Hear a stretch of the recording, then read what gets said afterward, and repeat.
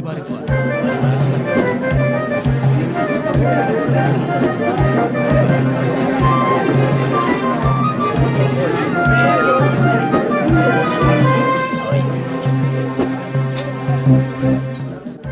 Wahai Abu Sufyan.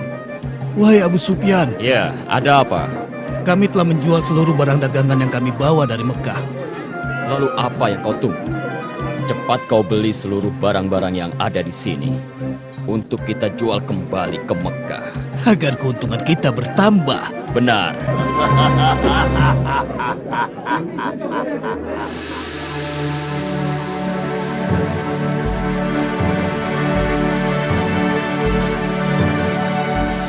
Selamat datang, aku ucapkan, wahai penguasa Busra. Penguasa sebenarnya adalah Anda, wahai penguasa Romawi. Penguasa sesungguhnya adalah Allah yang Maha Esa. Salam sejahtera bagi baginda penguasa Romawi serta rahmat Allah dan berkatnya untuk baginda. Siapa orang ini yang datang bersama Anda, wahai penguasa Busra? Kenapa dia tidak membungkukkan badannya ketika berhadapan denganku? Hamba Dihyani Al-Khalifah Al-Kahfi. Kami tidak membungkuk kecuali kepada Zat yang Maha Esa dan Maha Perkasa. Andai saja aku tidak melihat bahwa kau telah mengenakan tanda seorang utusan, pasti aku akan memperkarakan Anda. Dia dari utusan mana? Dia ini adalah utusan seseorang dari negeri Arab yang bernama Muhammad bin Abdullah, tuanku. Muhammad bin Abdullah. Orang itu yang mengaku sebagai nabi. Aku dengar dia mengatakan sesuatu mengenai kami sekitar 9 tahun yang lalu, ketika bangsa Persia mengalahkan kami. Bukan dia yang berkata, tapi Allah lah yang berkata. Bismillahirrahmanirrahim. Alif Lam Mim. Ghulibatur Rum. Fi adna al-ardi wa hum min ba'di ghalabihim sayaglibun. Fi bid'i sinin. لله الأمر من قبل ومن بعد ويومئذ يفرح المؤمنون صدق الله العظيم. Maha benar dia yang mengutus Anda untuk menyampaikan apa yang dia terima dari Tuhannya. Terbukti kami telah menang menghadapi Persia. Dan diriku telah berkaul bila menang menghadapi Persia, aku akan berjalan kaki dari Hom menuju Baitul Maqdis. Dan aku telah melaksanakan kaulku. Benarkah kalian bergembira atas kemenangan kami? Benar sekali. Karena kalian pemeluk agama Nasrani yang menyembah Allah, sedang bangsa Persia adalah penyembah api, air, dan berhala. Oh, begitu. Baiklah, bawa kemari suratnya.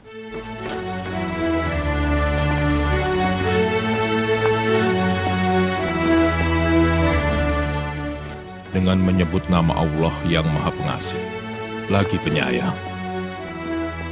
Dari Muhammad hamba Allah dan utusannya, ditujukan kepada Heraklius, penguasa Romawi, keselamatan bagi yang mengikuti petunjuk. Ikutilah ajaran Islam, maka Anda akan mendapatkan keselamatan yang sebenarnya. Ikutilah ajaran Islam, maka Anda akan mendapatkan pahala 2 kali lipat. Bila Anda menolak, maka seluruh dosa bangsa Romawi menjadi tanggung jawab Anda. Wahai Panglimaku, siap menerima perintah. Aku dengar bahwa ada beberapa kabilah Muhammad yang berdagang di sini di Baitul Maqdis. Undang mereka kemari. Cepat, laksanakan. Siap laksanakan, tuanku.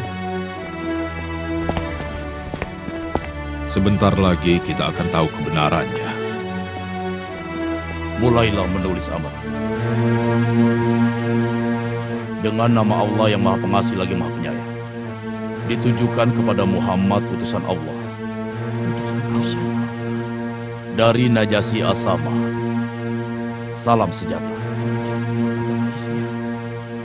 Aku bersaksi bahwa Anda adalah utusan Allah. Dan aku membaiat Anda. Dan aku menyatakan menjadi seorang muslim karena Allah Tuhan pencipta.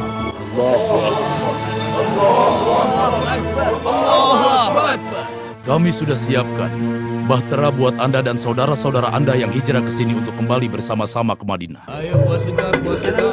Mari. Ya, silakan Tuan, silakan. Apakah Anda yang bernama Abu Sufyan Syakir bin Harb Al-Umawi? Benar. Tuanku Kaisar Romawi ingin bertemu dengan Anda dan mereka yang beserta Anda. Untuk apa? Kami tidak melakukan kejahatan.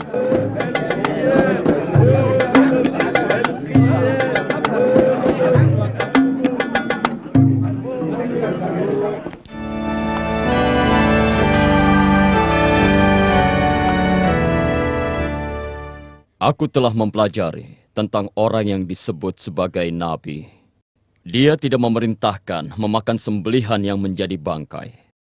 Dia bukan seorang penyihir sesat. Dia bukan pula paranormal yang kerjanya berbuah. Aku telah menemukan pada dirinya tanda-tanda kenabian. Dan itu tidak bisa dipungkiri. Lalu bagaimana Anda membalas suratnya?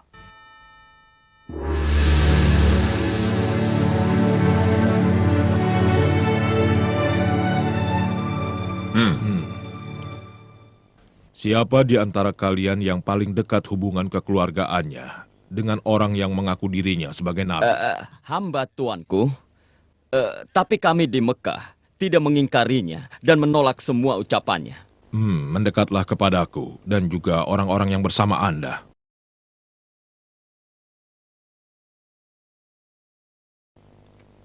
Wahai Abu Sufyan, aku akan bertanya padamu tentang Muhammad dan kuperingatkan agar kau tidak berdusta. Dan untuk yang lain, kalau dia berdusta, tolong beritahu padaku. Mengerti? Kami mengerti, Baginda penguasa Romawi. Kami mengerti. Ceritakanlah tentang silsilah keluarga Muhammad. Dia keturunan dari keluarga yang agung dan mulia. Adakah di kalangan kalian yang mengaku sebagai nabi sebelumnya? Tidak ada, Baginda. Adakah kakek dan kakek moyangnya yang menjadi raja atau penguasa? Tidak ada. Apakah pengikutnya dari golongan kelas atas atau golongan kelas bawah? Pengikutnya dari golongan kelas bawah. Apakah pengikutnya semakin berkurang? Bahkan bertambah terus.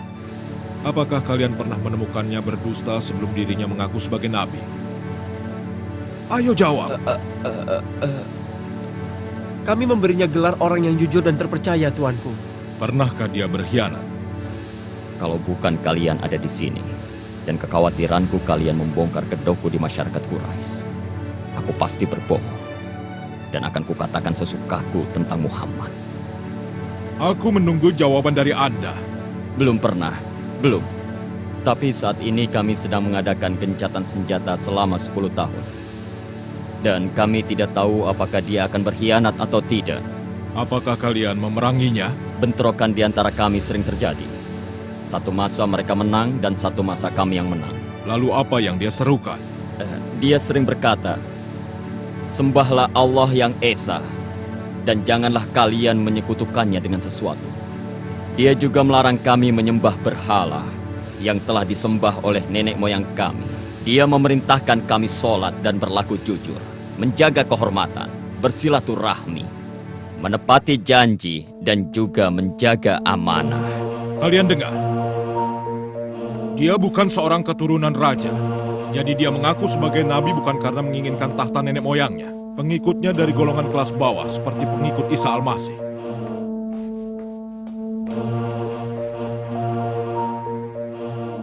Dia tidak pernah berbohong pada manusia. Jadi kalau dia tidak berbohong pada manusia, mana mungkin dia berbohong pada Tuhannya? Dia memerintahkan jujur dan menjaga kehormatan dan menyerukan agar menyembah Tuhan yang satu. Aku mengetahui bahwa akan datang seorang nabi, namun aku tidak menyangka bahwa dia datang dari golongan kalian. Bila keterangan kalian benar, maka dia berhak memiliki tempat di mana aku berdiri. Bila diriku berada di sisinya, akan kucuci kakinya. Itulah yang akan aku lakukan bila aku bertemu dengannya. Ini tidak mungkin. Ini aneh. Diam kau.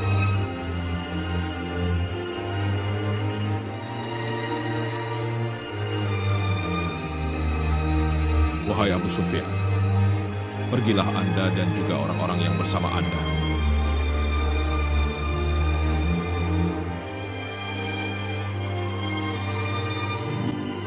Tersenyumlah. Bergembiralah, wahai Dihya. Karena Heraklius, Kaisar Romawi, merasa takut terhadap Muhammad dan membutuhkan sihirnya. بسم الله الرحمن الرحيم إنك لا تهدي من أحببت ولكن الله يهدي من يشاء. ولكن الله يهدي من يشاء وهو أعلم بالمهتدين. صدق الله العظيم. بسم الله الرحمن الرحيم.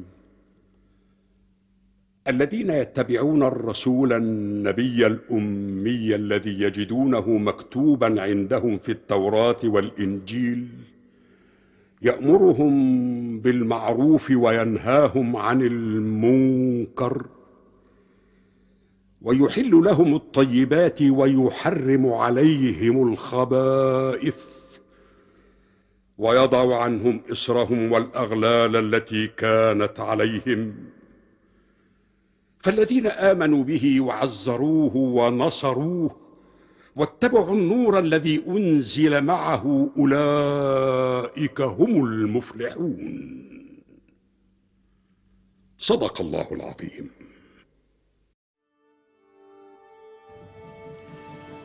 Dengan menyebut nama Allah yang Maha Pengasih dan Penyayang, ditujukan kepada Muhammad utusan Allah dari Mukaukis penguasa Mesir. Salam sejahtera bagi Anda. Setelah saya membaca surat dari Anda dan telah saya pahami isi suratnya dan juga ajakan yang Anda tulis, saya telah mengetahui akan datang seorang nabi, dan nabi yang ditunggu-tunggu itu akan dibangkitkan di daerah Syam. Saya telah menghormati utusan Anda, dan saya persembahkan 2 orang budak wanita. Kedua budak wanita itu adalah wanita yang mempunyai kedudukan terhormat. Dan saya hadiahi seekor bahal untuk Anda kendarai, juga kain-kain yang indah. Wassalamualaikum.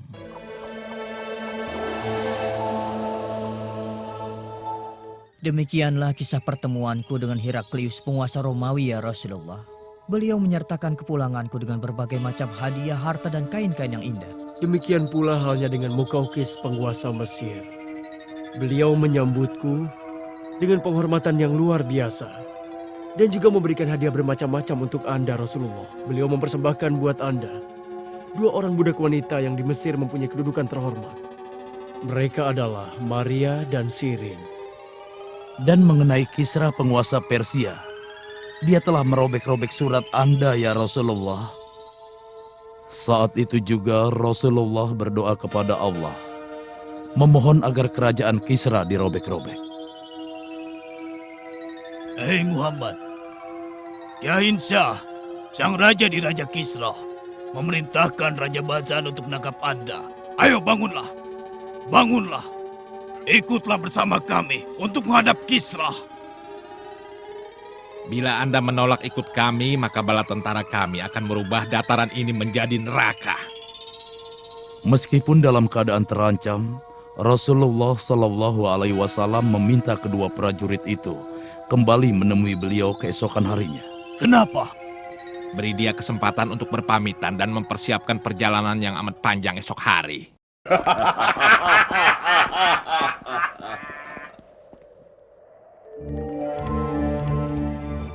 Malam harinya, yaitu malam Selasa, tanggal 10 Jumadil Ula di tahun ke-7 Hijriah, Rasulullah Shallallahu Alaihi Wasallam diberitahukan bahwa si Rohab putra Kisra telah melakukan perebutan kekuasaan. Kisra dibunuhnya, lalu dia mengangkat dirinya sebagai penggantinya. Allah telah merobek kekuasaan Kisra melalui tangan putranya.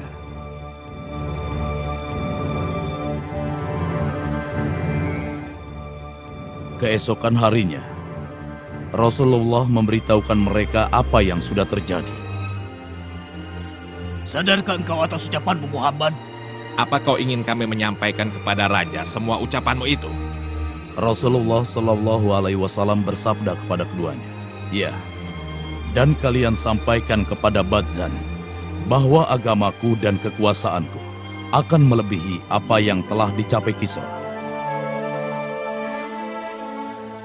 Dan ketika Badzan mengetahui kebenaran berita terbunuhnya Kisra di tangan si Rohab, kemudian Badzan dan orang-orang Persia yang berada di Yaman memeluk agama Islam.